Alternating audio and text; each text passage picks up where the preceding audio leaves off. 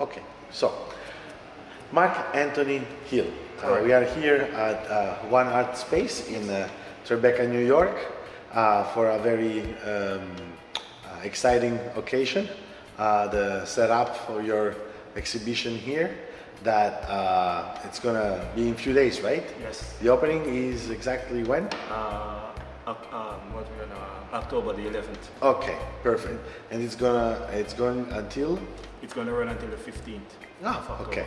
Excellent. So it's basically from the 9th to the 15th. The opening exhibition will be on the opening reception will be on the 11th. Ah, okay, perfect. And this is your first exhibition here in New York? First solo exhibition. Ah, okay. It's my second time using One Art Space. Ah, okay, I see. And first of all, tell us, something about you in terms of your artistic career, when you started and how you started. Because everybody has a story. Everybody has a story. Okay, I'm originally from Jamaica, born and raised.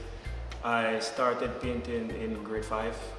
Primary school, what we would call elementary school here. Yeah. Then I went to a higher degree of learning when I went to a prestigious high school by the name of Cornwall College. Okay. And I fell in love with art more when I reached grade 8. Oh, okay. Because of the teacher. The teacher was very articulate in his way of expressing and teaching. And then I stuck with it up until grade 11. But I got motivated maybe a year after leaving high school. Okay. That's when I sold my first painting. Huh. So I figured, oh wow, this is You good. sold the first? Sold my first painting in high school. So I was like, wow, this is good. And I worked with it for a while. So maybe I can make a living out of this. Exactly. I worked with it for a while. And then I stopped because I'm also a soccer player. Oh, okay. So I would only do it sparingly. I see. Stick to soccer. Then I went semi-pro. We had a semi-pro league in Jamaica. So I played it for a while. And then I went to the national soccer youth team. Oh. And I spent maybe a year there. And then my coach came to me one day and he said to me, how would you like to be a part of the Jamaican bobsled team? And I was like, Bobsleigh. bobsled? What's that?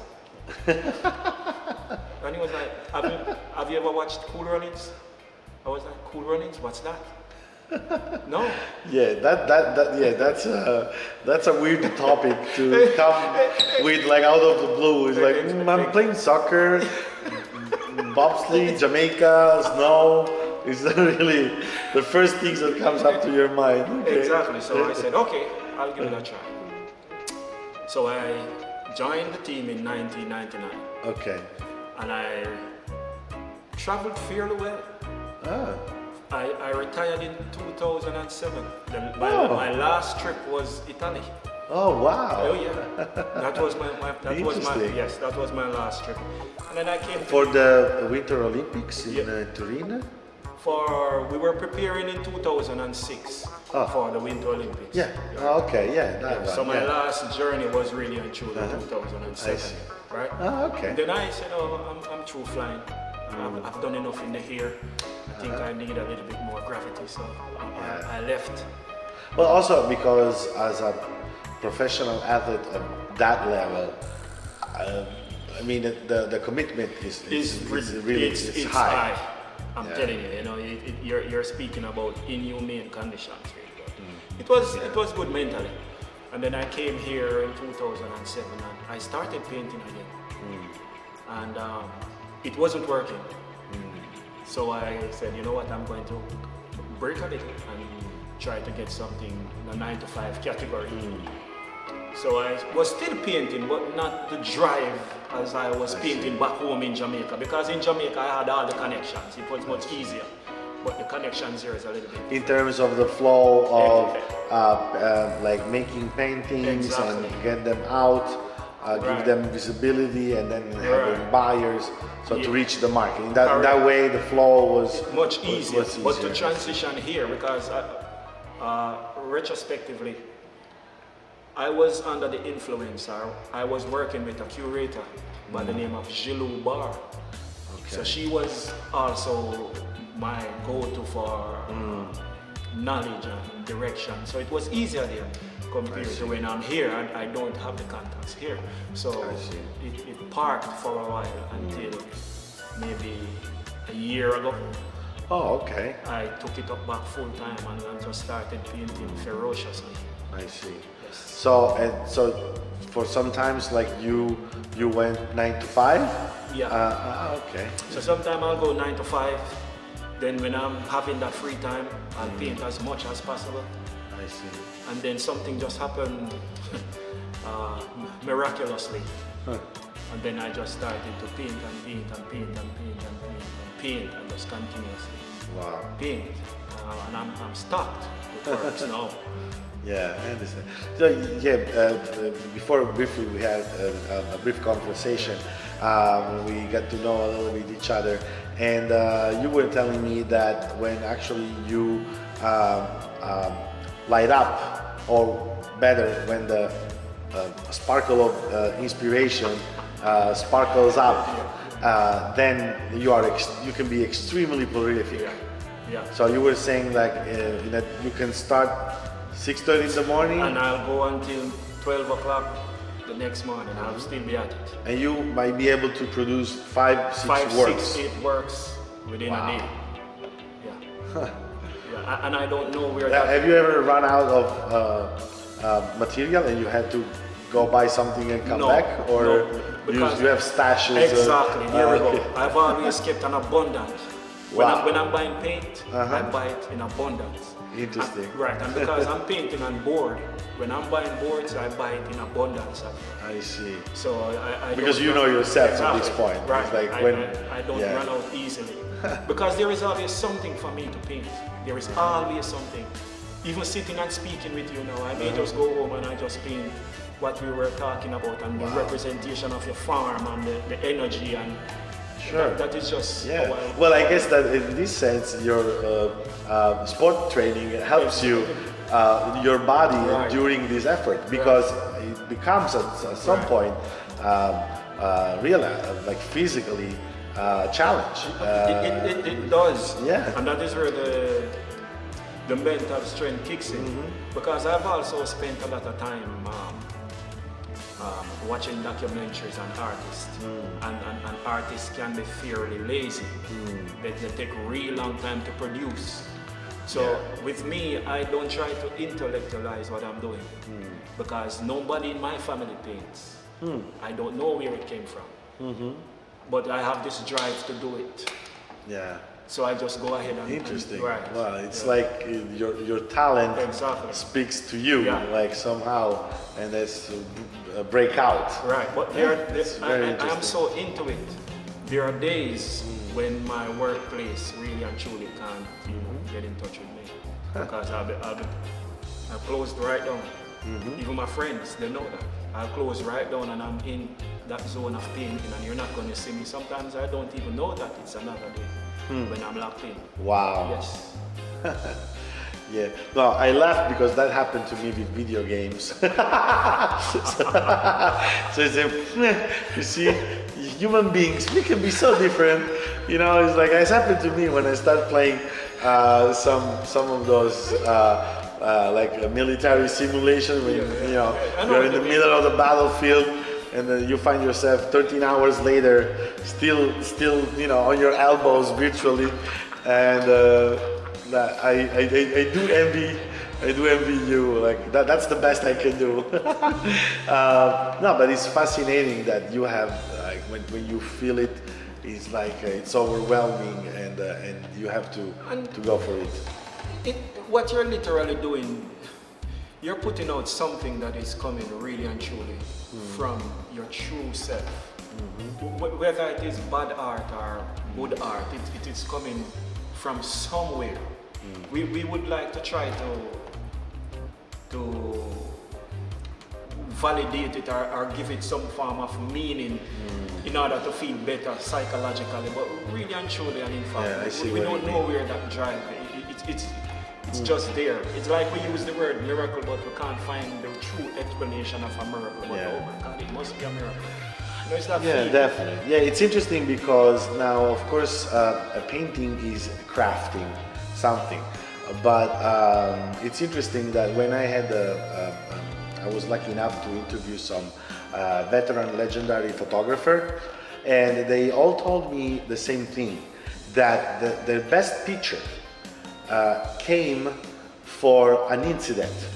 In a specific moment, they saw the light, they saw the subject, they click, and they took their best pictures. When they tried to replicate it, it never came out the way it came the first time. That was an incident, really. And this is something that is fascinating because it relates with what you are saying, that when this thing comes out and expresses itself, it's really not entirely a rational process or something that you can rationalize. No, you can't. Because even in photography, that is not crafting, but it's more standing and there is an equipment technically that you have to use. Still, that momentum or that instant comes out the best when it's not planned and it's not rationalized. And I was hard to understand what exactly they meant. But then these things happen actually in everybody's life daily. Like sometimes really the best shot you take in your life, it just happens. It's a spontaneous shot. Yes, exactly. That is how it is really and truly. And the outsider may not understand this. You know, and as I've said before, it's not something that I'm going to sit and try to intellectualize and break it down in theory and this is why no, I really don't know. You will have to experience that yourself. Yeah. You know, I can't tell you what seeing a ghost is like.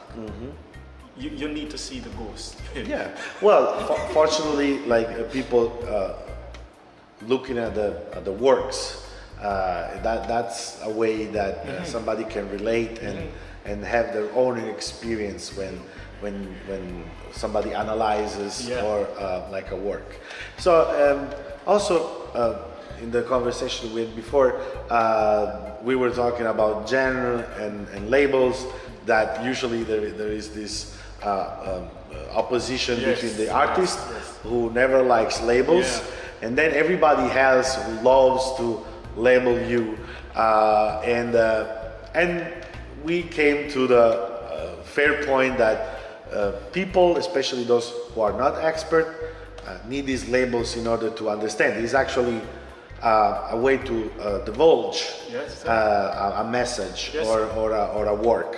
At the same time, for an artist, there is an ongoing evolution, but there is always a starting point. So we were talking about the cubist aspect of your work and the clear inspiration to the works of Picasso. And then we were talking a little bit about how Picasso originally came with this idea, but I found that was very interesting the way instead you came up with this style, which actually comes from a different place. Yeah.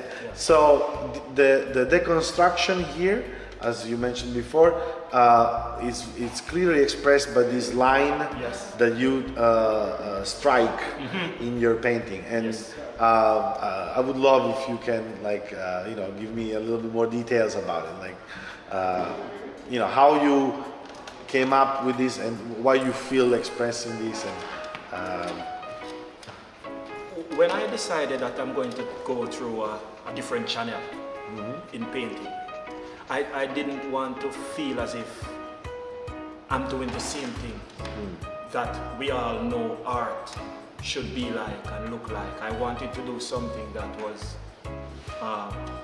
different and not something you're just going to look at and then walk away from it.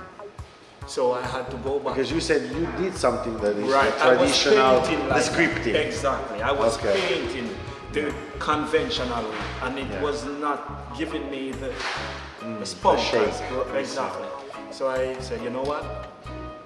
I'm going to do an improvised revision, a deliberate improvised revision. And the best person that I can use for that revision is Pablo Picasso. He's the best person.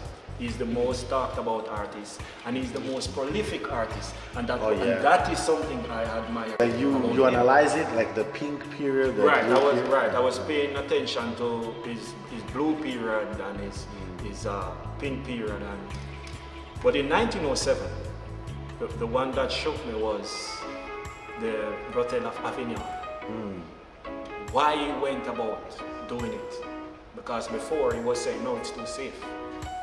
So when Henri Matisse introduced him to African art from Ivory Coast, that was what changed the entire aspect of the art world. Yeah. Picasso did that. Yeah. So he was the right person to really study at the moment to see, okay, what was it he saw that I can add to?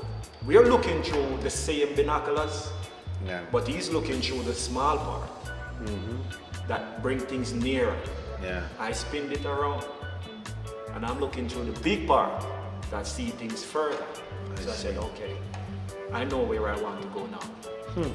So I'm going to fascinating. Yeah. Use him, and then I'm going to add the entire African feel to this painting, and I'm going to be as bold with it as possible.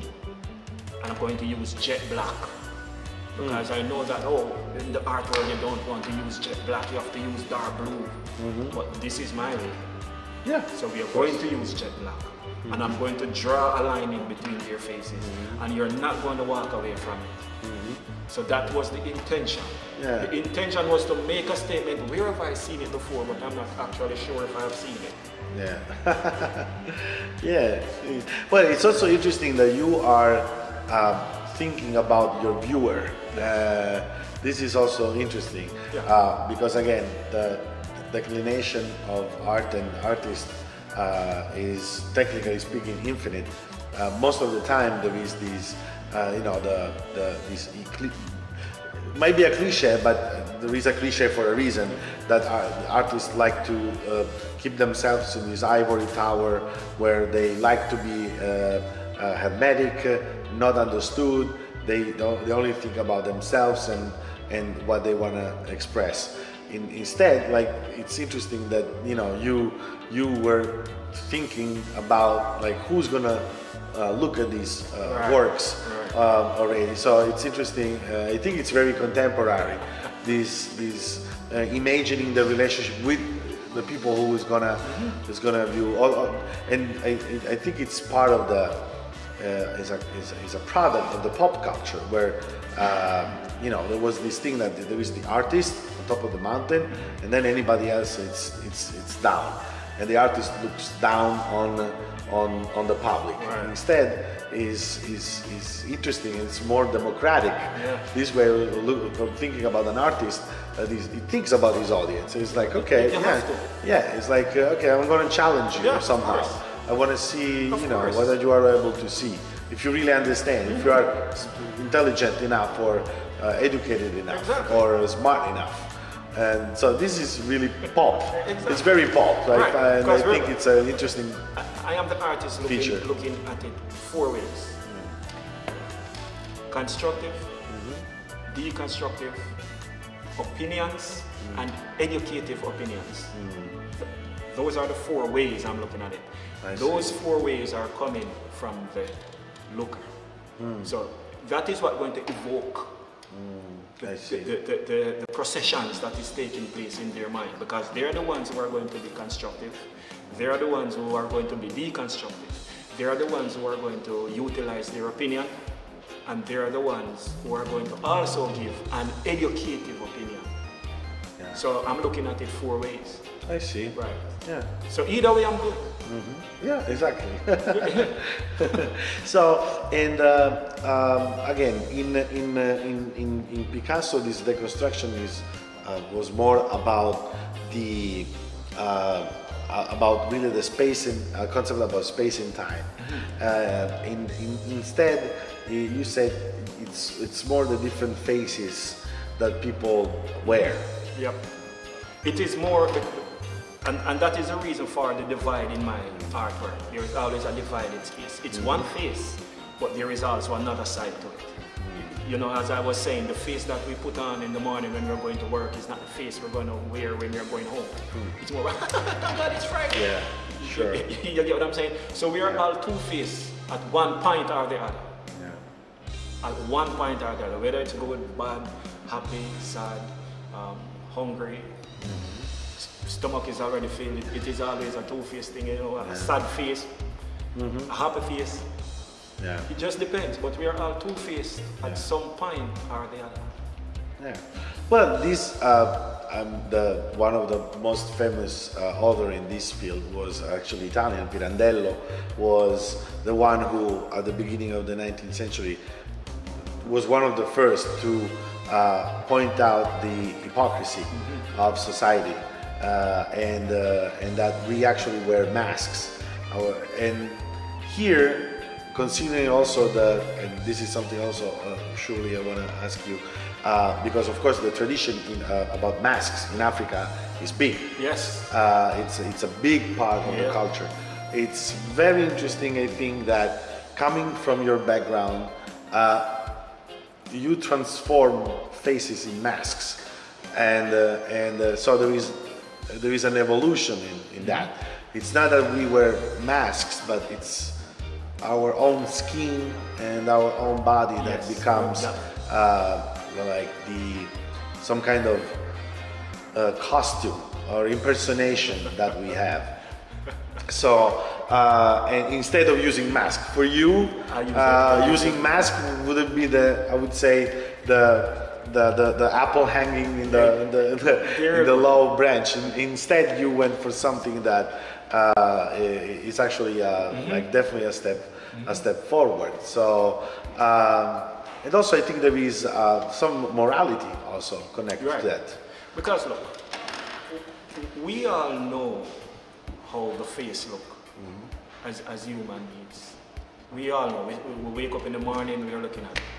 We're going to bed at night, we are looking at it. Even in our sleep, we are looking at it. There is this subconscious thing that we just know. So what I'm trying to do is to avoid that. I'm trying to avoid the norm. You know, it's the norm to do a lot of stuff, but it is abnormal to do other stuff. And that is what most people are uncomfortable with, the abnormality.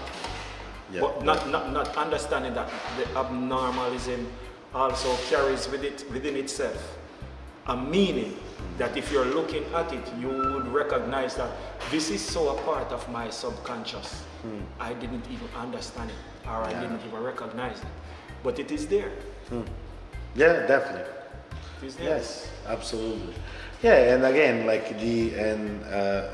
talking about the different faces that we wear, in part is related to the interaction of the individual with society. Yeah. But then at some point there is the interaction of an individual with his or her own self. Exactly. That is the hard part. Exactly. Because the face we like to show to ourselves is always the pleasant one. Yeah. It's a psychological shortcoming to make us. We like to think that we are always the good person. That we do the right thing. Yeah. But we are not always that, and that is where we are conflicted, because we are struggling now with personalities. Even though we know that we may do something bad, we wouldn't want to accept it. We are showing a bad face. We don't want to accept it. Oh, I'm going to still go there with a smile. But genuinely, you don't want to go there with a smile. Yeah.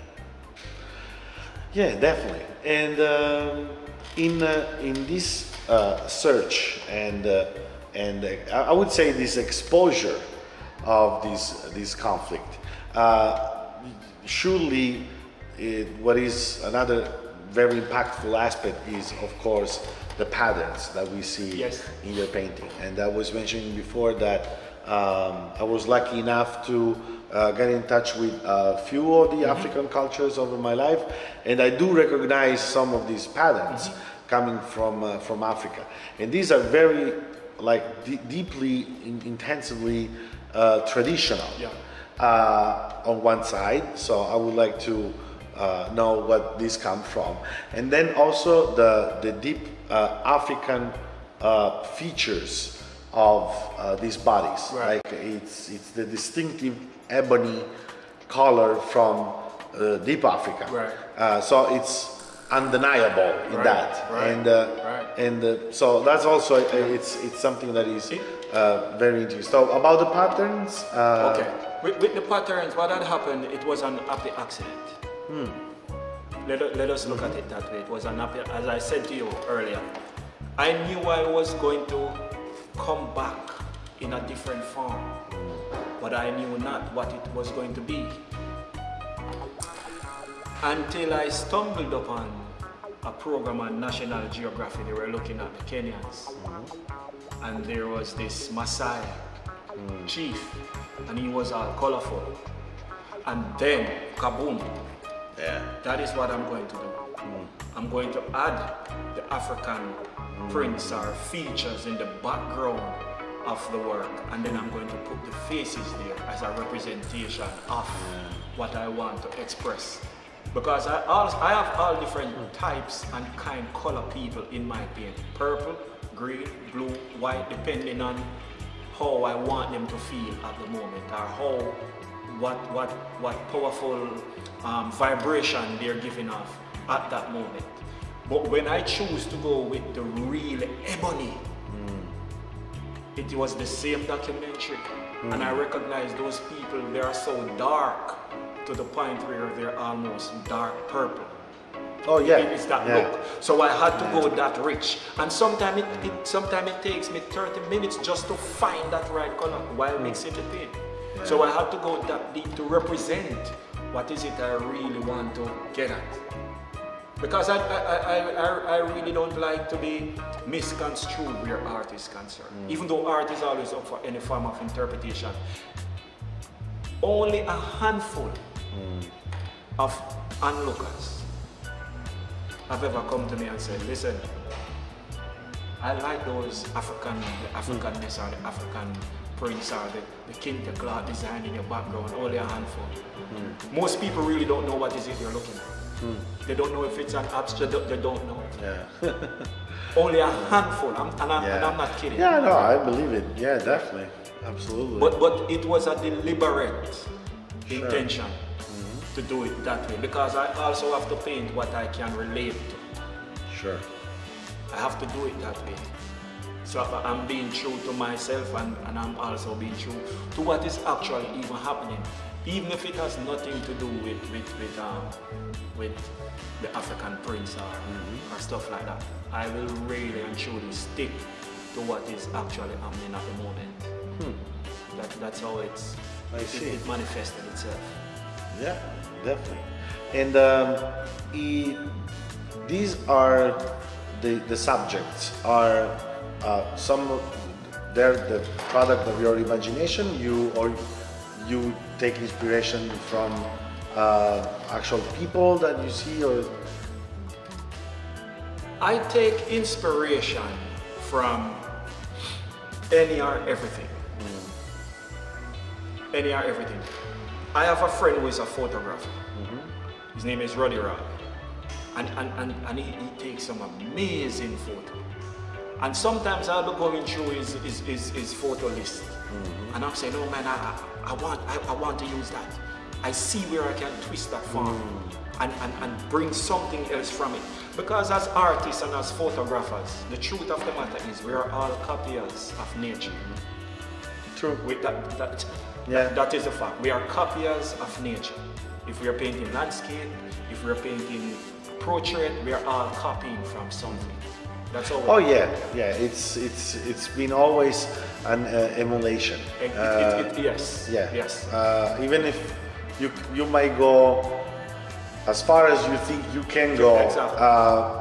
Sometimes then you look at something at the microscope and you see that patterns, that line already exists in nature. It might be not visible to the human eye, but amazingly, was already there.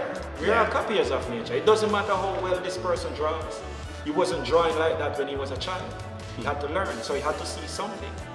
Yeah. And that becomes a part of his psyche. So he's still copying, even from himself. That is just that is just a higher dimension of how art and the artistry that's in us as photographers, and if we want to put musicians in the mix, or artists, and we are all photocopies. You know? Yeah, also I would say that of course, like especially the patterns coming from a tribal culture have specific meanings. Right. So it's like the same thing with the kilt for clans in Scotland. So of course, if you want to look at the origin of it, there are specific meanings. Sometimes it's even in the hierarchy of a tribe, specific colors. But in this case, I would say that the patterns from the outside perspective serve one of the purpose of the patterns, which is being colorful itself, in order to transmit positive energy. Exactly. And this is something that, looking at a glance of your work here, nothing really looks dark in the concept of dark, because of the colors, and because it's so colorful, it already puts you in a positive state of mind, which is something that, knowing something about African culture, this is one of the purposes. It's like you dress up colorful because you taking inspiration by the nature around you. It's so colorful that then you want to basically emulate that variety, and inevitably you are in a good mood. Right.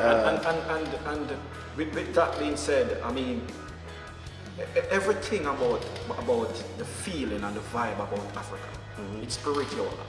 Yeah. Everything it's deeply spiritual. Right. Yeah. So it has rhythm, you know, it has lines and movements and colors and you know, everything about it.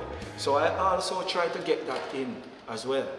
I try to get all that element a part of the work. It is ancestral. Like you can feel that. Like especially for somebody like pale like me, you can relate more easily. But you can feel the ancestral tone of it. Like in the back of your brain, there is something that reminds you that you saw this like hundreds of years ago. This is weirdly familiar, you know, and it's definitely true. But this is what I think that's key. That's really key also in interpreting your art. That deep spirituality, which I found fascinating. That it starts with music.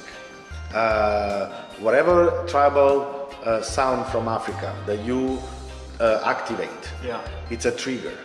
Because it's so ancient that I found when you start listening to an African groove or rhythm, you can help yourself. At some point, you are following the groove, and then you find yourself dancing. And it's amazing thinking that you can put that groove in any place. Doesn't matter where these people come from, the color, the culture, it doesn't really matter. No. You find everybody at some point jumping around in a way that you can help yourself. And I found that like always deeply fascinating because it really connects in a very, it sounds even weird because it's a level of connection that you don't experience every day. Right. And instead, when you witness that, you realize that there is really something deeply in common and becomes spiritual. It becomes spiritual in that way. So I think that definitely like these works like strike that chord. That chord, of course. Subconscious, as you were saying before, it's in the subconscious, and it starts from there for then has an individual path for each one of us. So definitely, I can even, the more I look at your works, the more I can almost listen to the drums Yes, in the there you background. go. Right. Yeah, there you go. it's really interesting. Right. And that is the reason why I said everything there is it's a groove, it's a spirit, you know. Yeah. Even the beating of the yams in the everything is movement. The drums form a movement. The lines in Africa, the animals, everything is a movement. Yeah, it's definitely. flowing. So you know, I always try to emulate that somewhat when it comes on to the backdrop. Because I have come to the understanding that the backdrop is what catches the eyes first, Yeah. and then everything else thereafter. So even though it is not the conventional art as one would deem, oh, where is the light and dark? Where is the this? Where is the that? Yeah. I know about light and dark already. Yeah. I know that blue and yellow gives green and red and blue gives purple. I know that already. I don't have to do it again. I know that. I know the basic fundamental principles. I know that. I know that the eye is supposed to be what it is, and Yeah, between the nose is the same. Yeah. I know all that. Yeah. I want to do something different. Yeah. And that is where greatness comes in, the boldness of stepping out. Yeah. I'm stepping out of something conventional. I know what it's going to do, but eventually, they'll get it. They always do. Yeah, I mean it's really it's a lens and it's a trigger, you know. When you focus right, Yeah. you know, the lens, then it's when the trigger, you know, clicks. Yeah. And that trigger is somewhere in each one of us, you know. Sometimes it's closer to the surface. Sometimes it's a little bit deeper. To the surface. So, so either you have to make an extra effort, or the person has to make an extra effort. Few people will never get it, and that's okay. I was going to say that. Yeah, they'll never get it. And that's just how it is, you know. That's also it is. And there's nothing you can do about that. Yeah, You look at it and say, okay, well, it's whatever. we're good. And so, surely having a solo exhibition in New York, one of the surely still legitimately a mecca of artists and art. How does this make you feel? Listen, I'm telling you, I can hear my art teacher, even, I won't say how many years, but I remember the first time he said to me, he said, Mark, let me tell you something. He's a Rastafari. So he said, Mark, let me tell you something. Jah Rastafari knows, in order to be an artist, you have to go through an exhibition. Without an exhibition, you're a painter. Ooh, That's what he said. yeah. So without an You exhibition, punch it yeah, exactly. straight there. Yeah, because in the stomach. he wasn't being Yeah. nice. He was being truthful. Yeah. You get what I'm saying? And I said to myself, okay. That's what you want. So when I came here, and I recognized that, look, I have nothing to lose now. When I started painting a year ago, I said, look, if it doesn't work in Miami, it is going to work in New York. And if it doesn't work in New York, then it's going to work in California, but it is going to work. And I have to get that exhibition. So when I got my first exhibition here, which was in August of this year, it was a group show. And the feedback from the group show was perfectly perfect. Honestly, I don't want to say much about it, so I'm just going to leave it at that. But when I came to Dan, and I said, Dan, I want to do a solo Dan is the owner of here, the One gallery. Art I said, Space. Dan, I want to do a solo exhibition. I have the works and I'm ready. And we put it together. And when I'm driving back, it was the happiest 18 hours drive of my life, going back to South Florida. Yeah. Because I was like to myself, you're going to be doing a one-man solo show in Tribeca. How much better than that can an individual get it as an artist? Yeah, So going but back- for you, this is going to be just the start. Exactly. That's the point. Because it's the first show Yeah. now, and I'm saying, wow, Yeah. this is massive for me. I'm not speaking about anybody else. Yeah. I'm speaking in terms of Yeah. me. You yourself. Yes. Yeah. It's really and truly massive right now. Yeah. I mean, it has to be. I mean, because if you are really honest, Yeah. New York, it's still these. It's a crazy environment, but at the same time, it's still, if not the most prestigious, Just one of the most prestigious. Yep. And I've traveled a little bit. I've seen a little bit this world, and the point with New York is that because it's the new world, and because it's New York, and because it's the United States, and because it's the New Yorkers, you can really find people here that can have that curiosity, that can bring them to come and see an exhibition like this. If there is a place in the world that is still New York, that you can get people interested and they are willing to explore, for looking for something that is new and that is different. Yeah. So I can clearly see you that this is not your achievement. This is your trampoline. This is my trampoline. Yeah, definitely. Because right now this is such a great platform Yeah. to show thyself and to express oneself.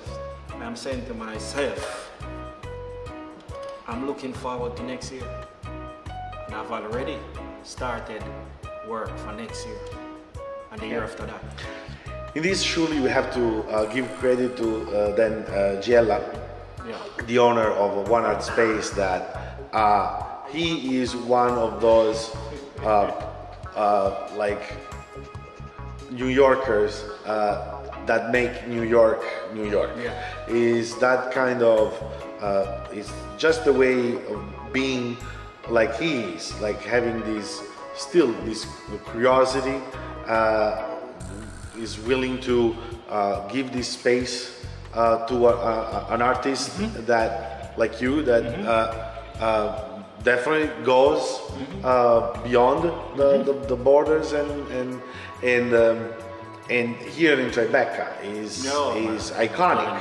It's really iconic. But I've been following what he's doing with this place, and there is this consistency of being willing to give space and exposure to artists that really have something to say, and in this surely Dan is somebody special. Dan is really and truly.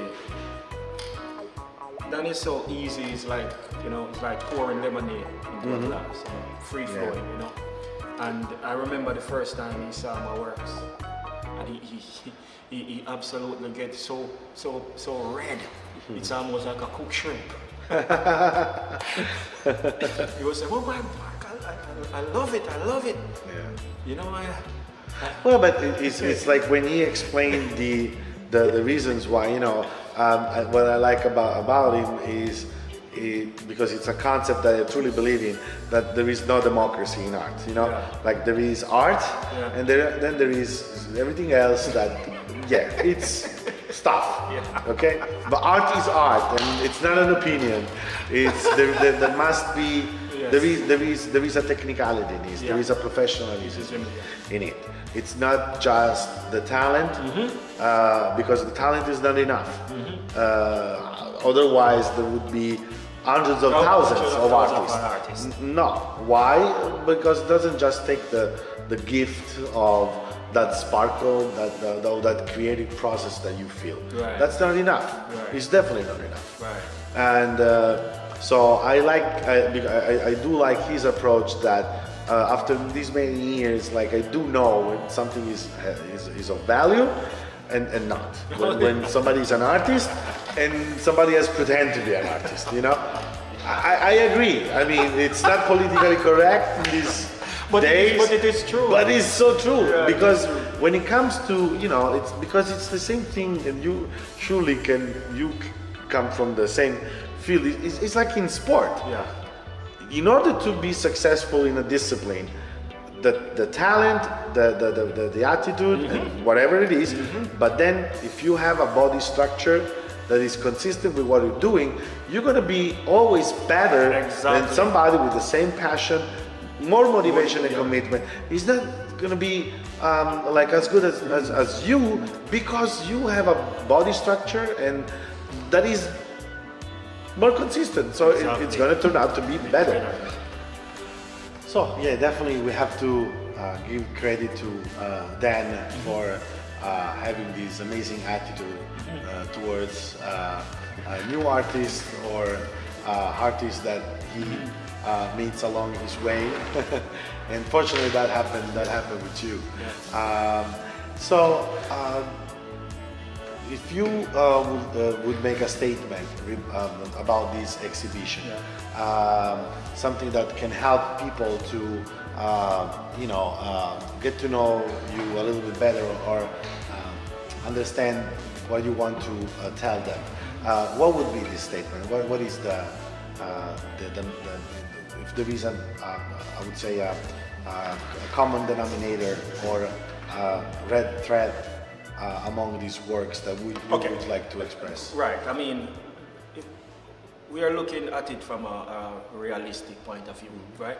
So at the end of the day, we are all different flowers, but we are still decorations of the earth.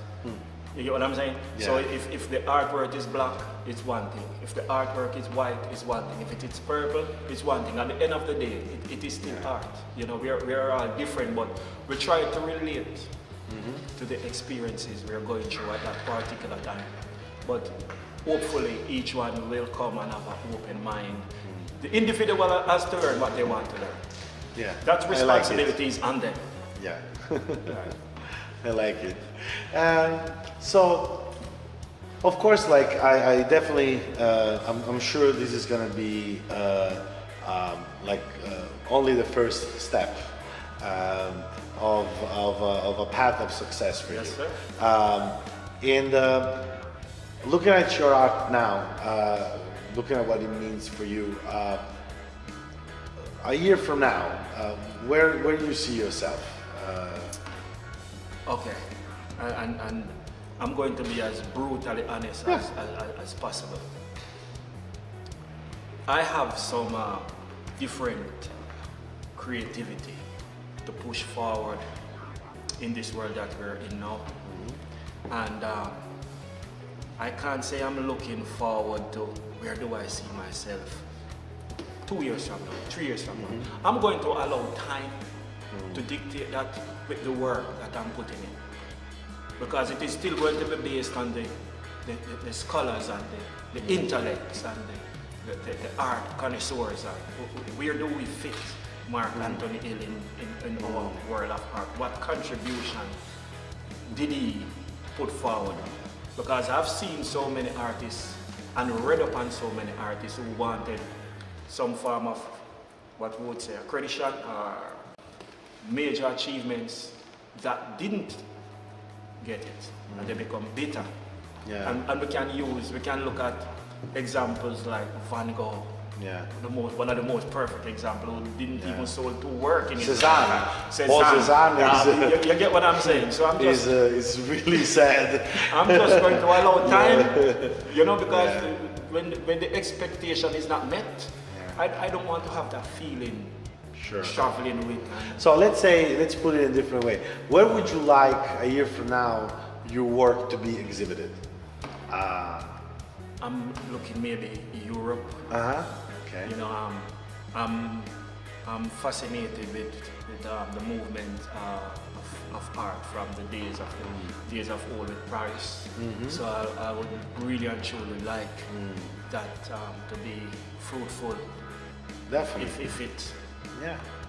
And in terms of style, you think that this way of expressing yourself has completed its mission, or you think this is the way you feel now?